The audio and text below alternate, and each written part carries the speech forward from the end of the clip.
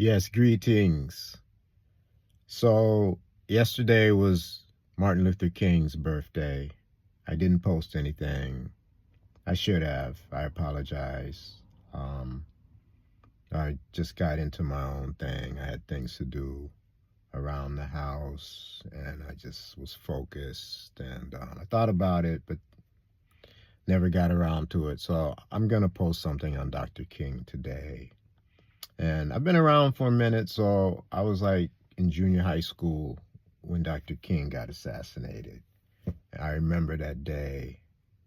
Um, there were riots all over the country, even at my school, man. There were fights, and a lot of white people were even afraid to come to school. Um, but anyway, yeah. Dr. King, I remember as a child, even though I didn't fully comprehend what was going on. I knew we had suffered a great loss.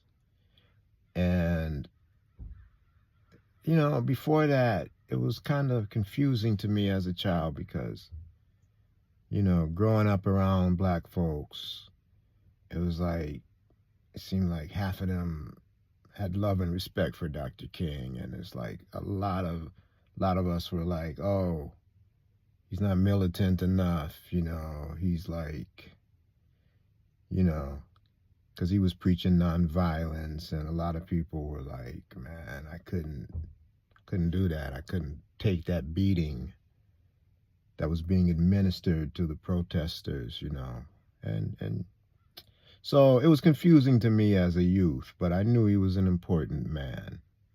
And I knew he was bringing people together. So Babylon tried to divide black people, because you had the people that thought he wasn't moving militant enough. Um, they were more into Malcolm X, whose message initially seemed to be more militant. Whereas Dr. King was preaching nonviolence, Malcolm was preaching by any means necessary, especially when he was with the Nation of Islam. So they had a different message. They had the same goal, okay? So the system, Babylon, the FBI, J. Edgar Hoover, uh, you know, whoever was president, whether it was Kennedy or LBJ or I think, I'm not sure I think Nixon was in at the time King got assassinated. I'd have to check that. But yeah, they fought against both of these brothers. And my theory is that they were both assassinated because, like when Malcolm left the Nation of Islam, they were moving closer together. Their message was moving closer. Martin was actually becoming a little more militant. Malcolm was actually trying to work more with the mainstream.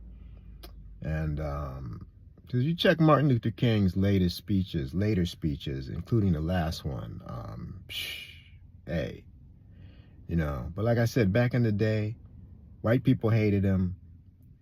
Half the black people didn't like him, especially when he started talking about the war in Vietnam. Some black people felt like he was overstepping his boundaries, and it's like that he's supposed to limit himself to fighting for the black struggle. But our struggle is a universal struggle, so you have to fight for everyone who's being oppressed. Anywhere there's injustice, you have to fight against that any way you can. Um, so they started moving closer together, and I feel like Babylon was like, nah, we can't have this, because once they reach that point when they're united, that means black people would be united. That means Babylon has a serious problem. So they couldn't let that happen. And then you can even throw in Robert Kennedy Sr. in that mix, because they took him out too, because, you know, um, he was starting to come to some realizations about the black struggle and just a lot of things, you know. It was an era of assassinations, and I was a kid, and I remember the Robert Kennedy assassination was particularly frightening to me because it happened in my town where I've grown up in LA. And it happened in a place, the Ambassador Hotel, where we used to drive by it all the time. And I just remember it's like it's just scary to me as a child, man. I was like, man, something like that happened right here at that place. So, but anyway, I just wanted to drop my theory on Malcolm and Martin moving closer together. You know, yeah, that would have been unstoppable. So they had to stop that from happening, and we haven't had really any leaders of that magnitude since. You know, and they were the two biggest leaders we had since Marcus Garvey. You know, who many of you know, he just got pardoned by Joe Biden on Biden's last day. He was convicted of mail fraud, and you know, well, I mean, they didn't assassinate him, you know. So yeah, just serious times, you know, and the trickery is still on in today's world. So just, you know, be aware, you know, keep up with what's going on the best you can. I know sometimes if you're like me, you have to take a break from the news, and because a lot of that is slanted too.